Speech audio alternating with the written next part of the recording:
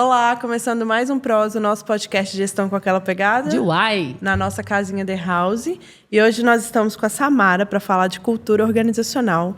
E eu vou te falar que eu amo esse assunto, tá, Samara? Vou fazer muitas perguntas aqui. Adoro falar sobre isso. Mas seja bem-vinda. Obrigada por ter aceito o nosso convite, por estar aqui conosco. E eu gostaria que você se apresentasse melhor para o nosso público. Olá, meninas. Olá, pessoal. Já fui apresentada pelo nome, mas podem me chamar de Sami. Eu sou psicóloga de formação, trabalho na área organizacional. Eu brinco que eu tô cuidando de pessoas dentro das organizações tem mais de 10 anos. Isso mesmo. Depois dos 10 eu parei de contar, mas já tem mais de 10 anos. Tem um perfil muito generalista dentro do RH, mas a minha paixão, meu grande enfoque foi sempre na área de desenvolvimento humano organizacional. E é o que mais me dá prazer de trabalhar, assim. Então, estou muito feliz da gente poder falar desse assunto aqui hoje. Principalmente porque está em alta, né? Famosa DHO, né? É isso aí, Samara. Gente, eu não sabia o que era DHO, não, tá? Eu perguntei aqui. Fala pro pessoal o que é. DHO, para além da área de treinamento e desenvolvimento, que é responsável por treinar e capacitar os colaboradores, o DHO ele vai olhar para demais contextos, como cultura organizacional, gestão por competência, cargos e salários, descrição de cargos. Então, ele é a pessoa que ele vai... a experiência do colaborador, o employee blend. Então, ele está nesse nicho aí para cuidar mesmo do desenvolvimento humano organizacional. E eu acho que cada vez mais pensar em como que a gente transforma a experiência do colaborador em algo... fenomenal, né? Assim, positiva, né? Que ele queira estar ali, que ele queira trabalhar, porque mais do que nunca se é comprovado que gente feliz trabalha mais feliz e produz mais. Com certeza. Né? Com certeza. Então, Sami. Já vamos chamar de Sami, gente. Vamos falar o que é cultura organizacional, começar a trazer o conceito por trás dessa palavra aí que a gente escuta com muita frequência, mas acredito que nem todo mundo saiba o que significa no final das contas. Vamos lá. Cultura organizacional, ela é o jeito de ser da organização. Então, é o que está por trás do jeito de ser. Então, quais são os comportamentos que nós valorizamos? Quais são os comportamentos que não valorizamos? O que a gente espera do indivíduo enquanto colaborador? Quais são as entregas que ele precisa fazer? Como ele precisa fazer? Como que nós reagimos no dia a dia? Como que nós nos comunicamos? Então, a cultura organizacional ela é quem vai ditar a regra do jogo.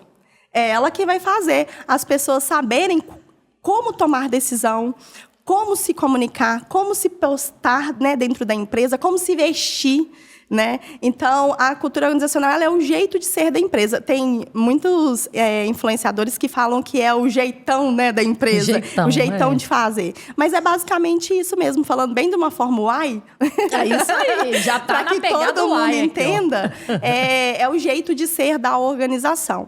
Eu brinco que é o DNA. É o DNA, exatamente. Como as pessoas agem quando o dono não está presente e quando não tem liderança olhando, né?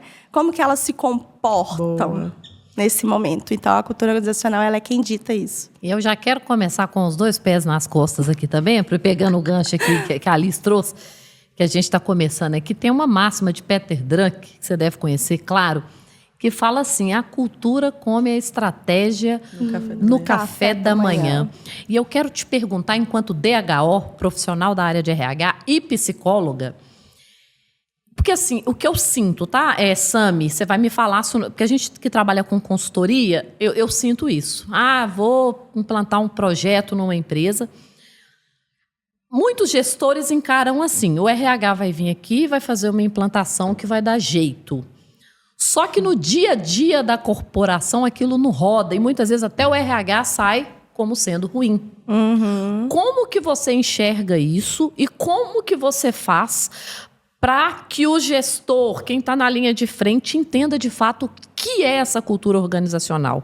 Porque você criar um código de conduta, um código de cultura organizacional, isso é muito simples. Sim. ChatGPT está aí para nos ajudar, inclusive, né? Ai, gente, sou a rainha do chat. Mas isso aí você cria ali, lindo, né? Joga lá no Canvas, faz aquela apresentação maravilhosa. E aí eu percebo isso, que a gestão, ela pensa que é isso. Ela pensa que é sobre isso, mas ela não dá bom dia no café da manhã. Então, eu queria que você falasse um pouco sobre isso, como que você encara e como você faz para alguns profissionais que devem ter essa mesma dor, profissionais de RH que devem ter essa mesma dor, como que você faz para gerar essa consciência dentro da empresa? Do que é de fato? Então, vamos lá. Quando nós falamos de cultura organizacional, principalmente em empresas de médio porte brasileira, nós somos de uma cultura muito do ir fazendo e trocando o pneu do carro com ele andando. Sim. Então, na grande maioria das vezes, e aí falando aqui para os RHs que estão nessas empresas, porque é multinacional, geralmente já vem com uma pegada diferente, já está mais estruturada. Lá fora a gente sabe que as pessoas já são muito mais ligadas nesses assuntos. Mas nas empresas brasileiras, e principalmente empresas familiares, a gente sabe que ela foi sobrevivendo, ela foi se construindo, se consolidando e, por vezes, não se pensou na cultura. Até mesmo porque nós estamos falando de empreendedores que, na sua grande maioria, talvez antes, né, de chegarem a um certo nível, a um certo patamar, eles nunca ouviram falar de cultura organizacional. Exato. A empresa, ela precisa ter clareza de qual é a cultura que ela quer ter, porque cultura tem. Pensado ou não, de forma intencional, ela existe. O que os donos, né? Porque aí cultura não tem como a gente implementar cultura se os donos não quiser. Se quem está na autoliderança ele não quiser, a gente não consegue. Você pode fazer o que você quiser. Pode fazer a apresentação mais linda. A apresentação mais linda que não vai, isso não vai descer top-down, porque tem que ser top-down. Então, os RHs, para aqueles que estão nessas empresas, para conscientizar o dono, a gente sabe que é um pouco mais delicado. Sim. Então, para quais indicadores nós vamos olhar para colaborar, para que a nossa defensiva, enquanto uma definição de uma cultura mais intencional, mais estratégica, ela ocorra? Então, por vezes, hoje, né, o que todo mundo está sofrendo, né, RHs? É o quê? O todo tá todo mundo sofrendo para manter a geração Z aí engajada dentro das organizações. Então, esse é um indicativo. Se tem uma alta rotatividade, é porque a cultura não está tão legal. Se as lideranças, né, não têm clareza, quando eu inicio numa empresa, a primeira coisa que eu faço ali nas primeiras semanas é, na troca de corredores, no cafezinho, falar qual que é a cultura da empresa? Como que a gente toma decisão? Né? O que é valorizado? Assim, o que a gente não pode fazer de forma nenhuma? Porque aí você vai, enquanto RH, percebendo se aquilo está claro e se as pessoas estão trazendo a mesma fala. Então, se tem liderança que está tomando decisão de maneira muito diferente umas das outras, se existe um imediatismo muito alto, né? Se tem liderança que sofre porque não consegue entregar o estratégico resultado, e tem liderança que tem problema de gestão, a gente está falando de uma cultura mais fraca. Então, você tem que fazer um compilado, um mapeamento, um diagnóstico e sentar aí com essa autoliderança, com esses CEOs e apresentar para eles quais são os benefícios que uma implementação de uma cultura da qual ele quer, que colabora ali com a visão, missão, valores, o propósito da empresa, né? Isso faz com que ele compre mais essa ideia. Mas se a gente for chegar, né? A gente costuma falar muito do RH. Gente, eu sou das antigas. Pode não parecer. A carinha é de bebê, mas eu sou das antigas. Então, na minha época de formação, se falava muito do RH que abraçava a árvore. Não sei se vocês já ouviram esse termo, né? Isso vem morrendo com o tempo. Os RHs vêm conquistando espaço. Mas a gente ainda sabe que tem RH que tem muita dificuldade de falar do estratégico. Sim. E tem dificuldade de entrar no resultado do negócio e colaborar com as lideranças na entrega daquele resultado por meio da gestão de pessoas. Então, o RH ele tem que estar preparado para essa conversa e com todas as munições ali bem guardadas para que ele consiga dialogar aí com esse CEO, com esse dono e com essa autoliderança em prol de convencê-lo a mexer na cultura, porque vai precisar de investimento. Trabalhar com cultura não é só a gente pintar uma parede bonita, escrever os princípios, colocar um puff colorido, um escorregador. Não, uma mesinha de ping-pong, não é isso. Isso são símbolos da cultura, né? Quando a empresa ela oferece um frigobar, que tem uma Heineken lá dentro. Sexta-feira você toma uma no final do expediente, né? Isso são símbolos, mas eles não carregam a cultura, né? Então, vai exigir capacitação, vai exigir repetição, vai exigir muitos rituais. Cabeças rolando, porque vai acontecer, porque a partir do momento que você implementa uma cultura, as pessoas que já estavam habituadas a fazer de uma outra forma, principalmente aquelas pessoas que ficam a longa data dentro da empresa, ou elas não vão conseguir se adaptar à nova cultura que se quer, ou até mesmo vai se entender que realmente, enquanto fit cultural, ela não se adapta ali naquele local. E a gente sabe que é muito complicado fazer isso, principalmente em empresas, né, familiares, por questões de... Existe ali um débito emocional com aquela pessoa, né? Tá comigo há 20 anos. Tá. Então, eu acho que o desligamento ele vai ocorrer, mas eu acho também que ele tem que ser o último. Assim, a gente tem que tentar mais por aquelas pessoas e também dar tempo à adaptação. Por isso que o tempo de implementação e fortalecimento de uma cultura, ele vai aí em torno de 5 anos para você conseguir impregnar essa cultura aí nos colaboradores. Legal. E isso é aí. repetição. Repetição. Eu costumo falar que eu tenho 2 jargões, assim, que todo mundo que trabalha comigo pega, que é segura esse boi pelo chifre, ou seja, não perde as rédeas desse boi, e água mole, pedra dura, tanto bate até que fura. Então, eu vejo muita questão de falar assim, mas eu já comuniquei, eu já falei, eu soltei por e-mail. Não, gente, é falar na reunião de bom dia, é falar em todas as reuniões estratégicas, é estar presente em todas as comunicações internas, nas peças de endomarketing, tem que estar... bem refletido também nas comunicações que a gente faz por externo. Então, nas páginas de LinkedIn, no meu site, as pessoas têm que sentir e o meu tom de voz e como eu sou enquanto empresa desde o primeiro contato. Então, no recrutamento e seleção, a forma como nós abordamos os candidatos, a forma como a gente divulga essas vagas, tudo isso dita ali uma cultura e vai atrair e expelir talentos. Exatamente. E eu falei de repetição, tem muito a ver com o que a Dani falou, né? E a gente vê isso se repetindo de forma negativa em muitas empresas, né?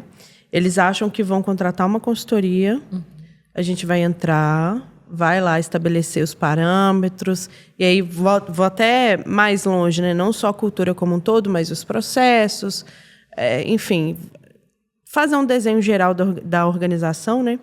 E que depois aquilo vai se perdurar pela infinidade aí,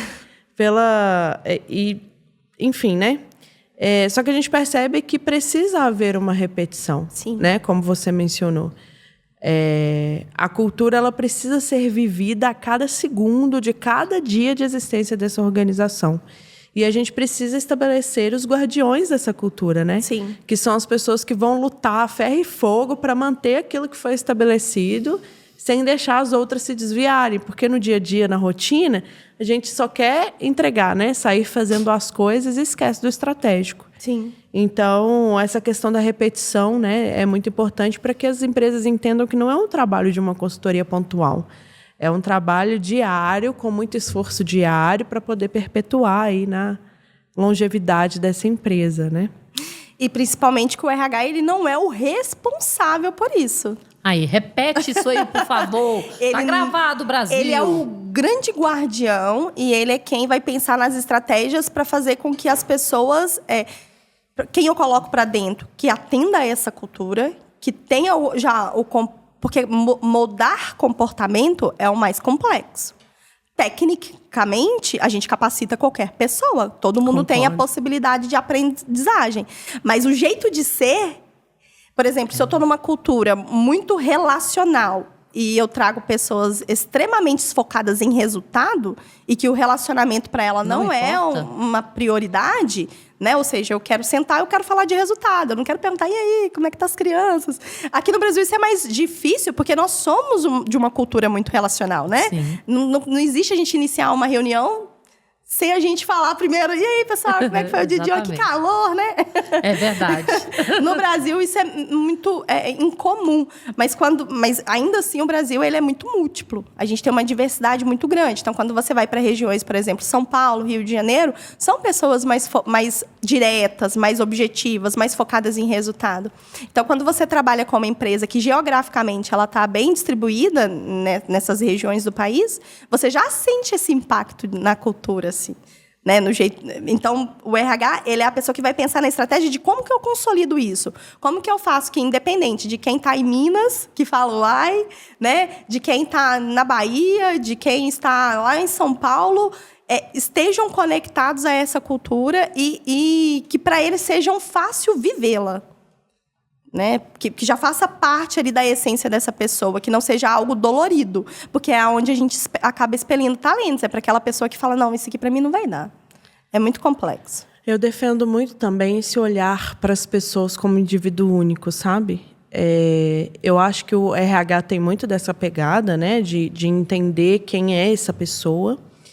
E eu vejo muita falta disso em muitas consultorias que querem, principalmente de gestão de processo, vão sair mapeando esses processos aqui, vamos engessar tudo isso, mas esquece de olhar para as pessoas que fazem parte. Sim. E que executam esse processo, né? E aí isso é até um diferencial da minha consultoria, por exemplo, de olhar para essas pessoas. A primeira coisa que eu faço deixa eu entender quais são os perfis de cada um dos seus colaboradores. Deixa eu entender se essa pessoa que é super ligada em resultado, em números, será que ela não está no lugar errado, fazendo atendimento ao cliente? Isso não vai dar certo. Porque ela não consegue se comunicar. Eu tenho uma empresa, por exemplo, que é de contabilidade.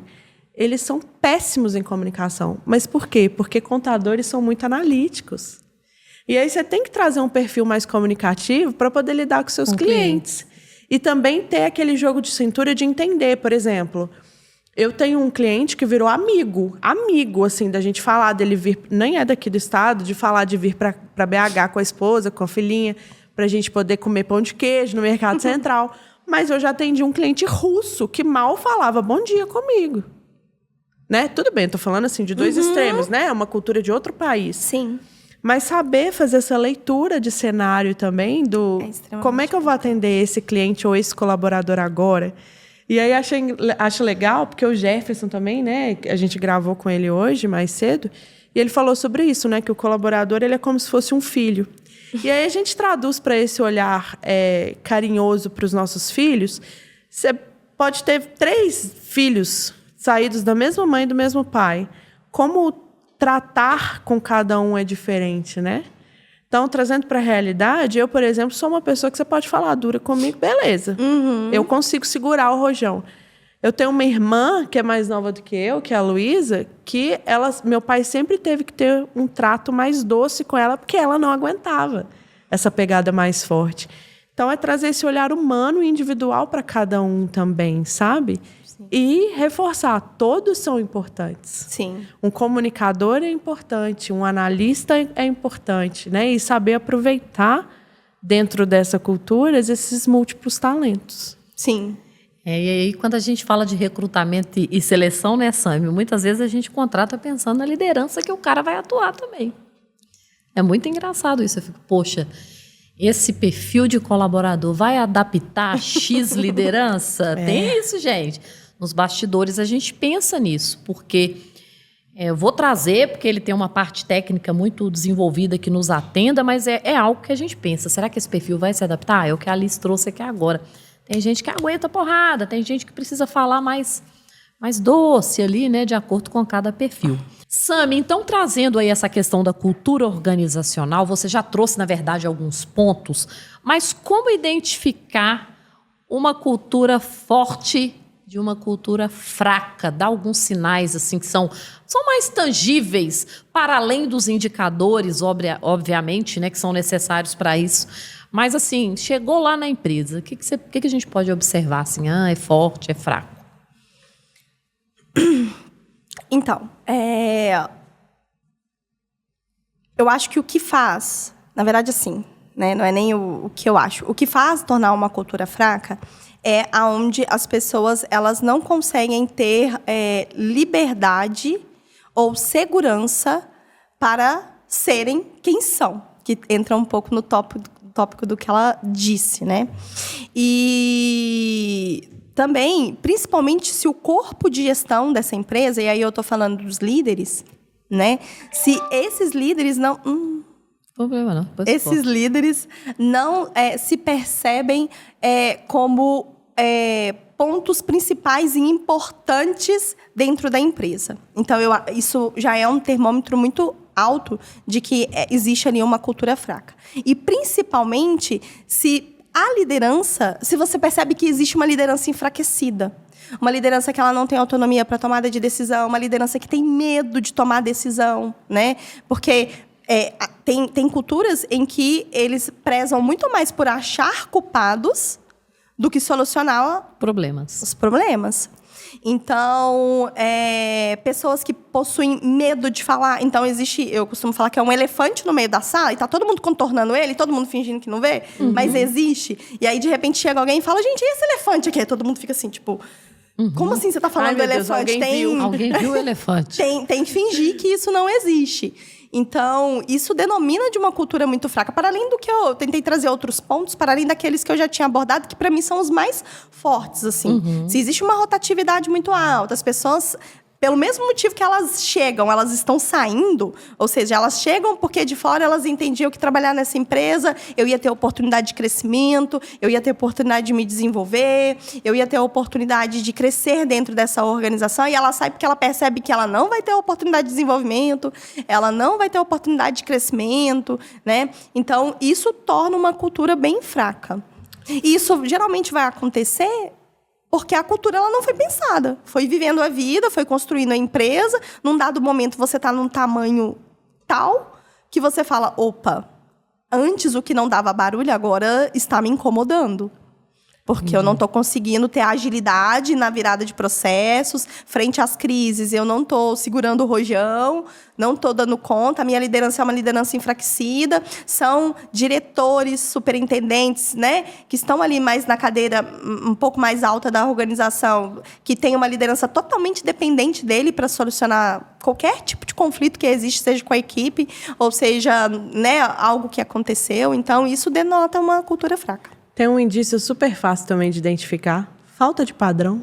Falta de padrão. Ou mesma situação. A Dani trata de um jeito, a Elisê trata de outro. É o indício mais forte para mim. Exato. Mais visual de que não existe uma cultura forte, esmagadora ali dentro. Exato.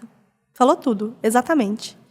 A falta de padronização de processos, né? A falta desse norteador para decisão. Quem que eu procuro? Quem que eu procuro? Com quem eu falo? Talvez não fique muito aí claro. Chega uma decisão mais... Você falou brilhantemente. Chega uma decisão mais firme para ser tomada. Ah, meu Deus do céu, e agora? O que eu faço? Vou ter que consultar o fulano de tal, ciclano de tal, porque eu não sei o que fazer. Mas espera aí, a cultura pauta qual é a decisão que você tem que tomar nas situações. Exato.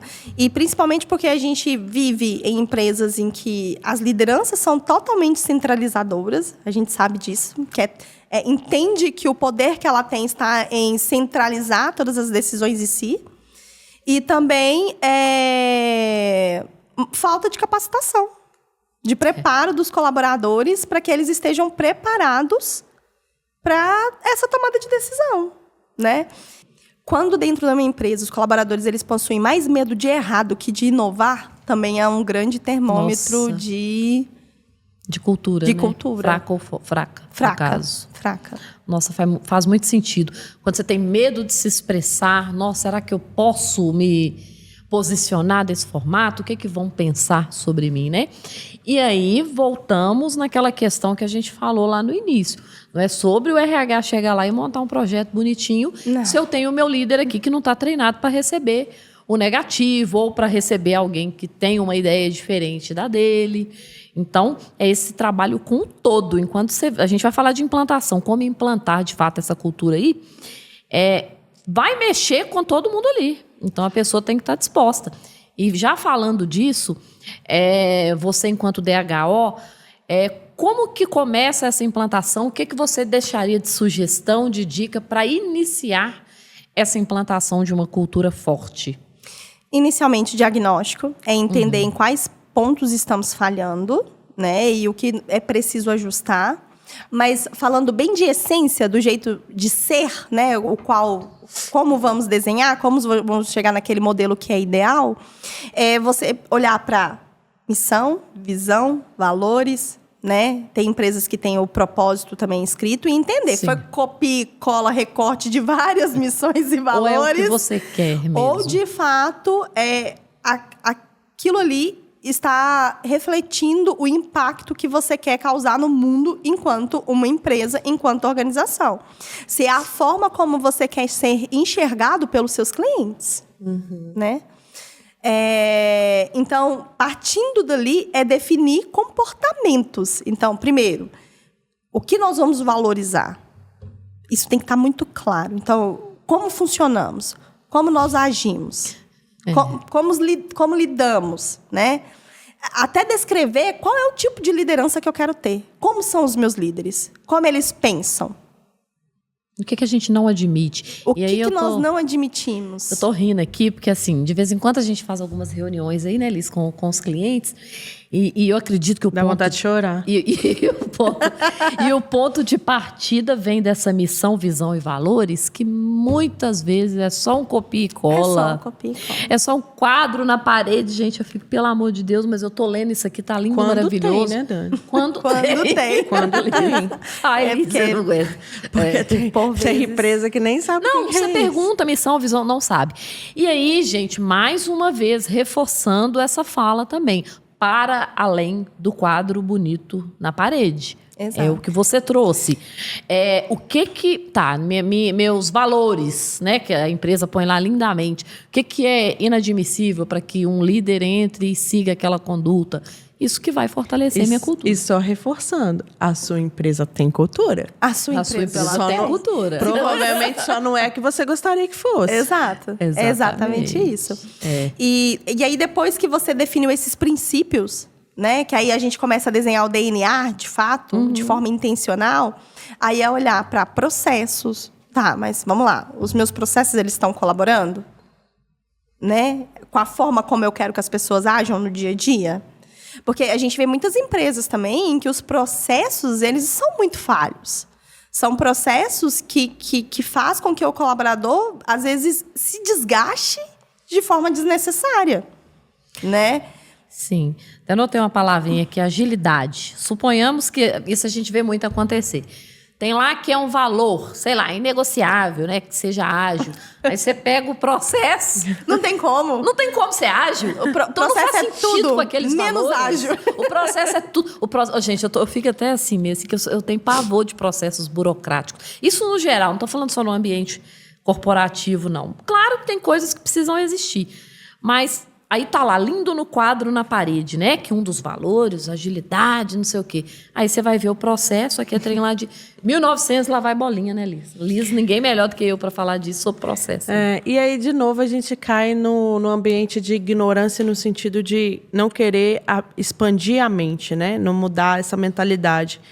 Porque muitas empresas pensam assim, não, mas eu estou tendo um lucro até hoje. Ou faturamento, né? Porque muitas empresas confundem o lucro com o faturamento, né? Então, o lucro não é quanto você está faturando, gente, quanto que está entrando de dinheiro. É quanto está sobrando no final, né? Então, o faturamento, no final do assunto, não quer dizer nada. Mas aí as empresas veem o dinheiro entrando de alguma forma e pensam assim, não, para quê? Tá tudo certo, tá funcionando até hoje. Só que esquecem que em 1 minuto tudo pode mudar. Mas, na verdade, eu acho que para além do tá funcionando até hoje, eu acho que no fundo, o dono sabe. Porque quando ele vai procurar uma consultoria, seja de processo, uma consultoria de RH, ou um treinamento, uma capacitação, o problema é que ele está pensando que aquilo ali vai solucionar todos os problemas dele e que ele vai pagar, porque é muito mais fácil. Eu pago, você lida com esse monstrinho aí, com esse elefante, que eu não quero lidar. E eu vou ficar aqui cuidando do que eu quero cuidar, do que é gostoso.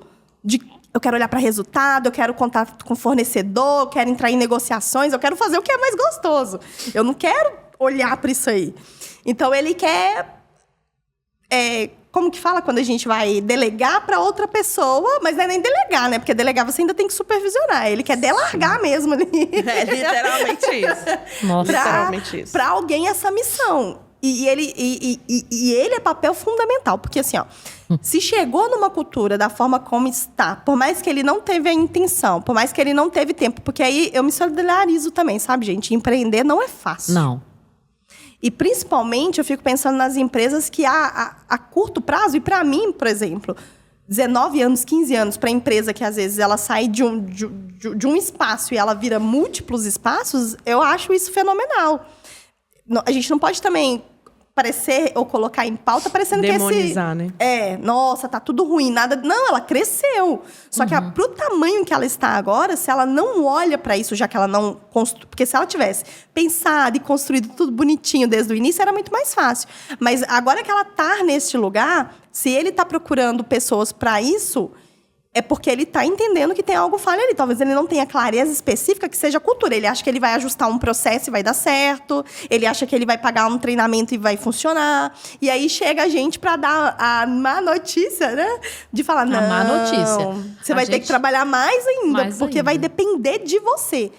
Isso a gente deixa claro nas nossas reuniões. Na verdade, a gente já começa assim, né, Liz? Porque é exatamente assim que eles pensam. Vou contratar a Liz e a Daniele, fica com esse BOzinho aí, tchau, vou pra praia.